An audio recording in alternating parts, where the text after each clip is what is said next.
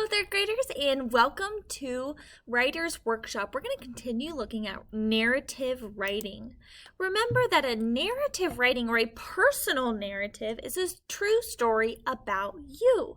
You use facts that happened from a time in your life inside a story. Now we looked at how we can grab our readers' attentions by using leads, things like sounds, questions, actions, and dialogue. And then we dug a little bit deeper into dialogue and what that looks like. We found out that dialogue uses quotation marks to show what one of the characters are saying. The character that is saying it is called the tag. That can be at the beginning or the end, and that changes how we punctuate things. If it's at the beginning, we have a comma after it. If it's at the end, we put the punctuation inside the quotation marks. We also looked at those 4 steps for punctuating. We looked at using juicy words to get our readers engaged in our reading. Instead of reading simple sentences like dinner was good, we could tell them that dinner was mouth-watering and grab their attention. And finally, we learned that we need to show the readers what happened instead of telling them. Since they can't see whatever we did, we need to use our words to describe as clearly as possible how it felt in that situation. So we looked last week, or the last lesson, how we can describe where you are using show, don't tell. Today, we're going to look at how you can show how you are feeling by showing instead of telling. Now, we read a story about a guy that went to a beach and he was looking for a spot. He was looking everywhere and he couldn't find anywhere. And then he got hit in the head from, I think it was a frisbee. And then he continued to describe how he was looking for a spot. And then at the very end, he described how he found the perfect spot that was pretty far away from anywhere and how it made him feel.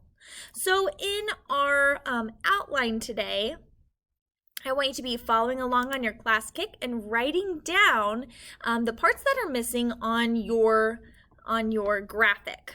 So first thing is that show, don't tell. You can show the readers how you feel.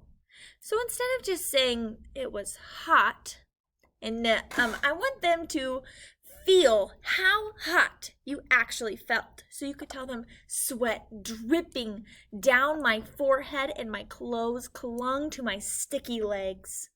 So that describes exactly how you probably felt in that moment. Go ahead and type that out. If you need to pause the video, you may pause the video.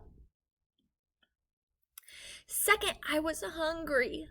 You could tell them my stomach was growling and my mouth watered as I thought about eating. Go ahead and type that out. Pause the video if you need to. You could also say I was sad, but that doesn't really tell them how you felt deep inside if you were sad. You tell them my shoulders dropped as I blinked back tears. Or you tell them I was happy. That could mean a lot of things, but you want to tell them exactly how you were feeling in that moment of what you did.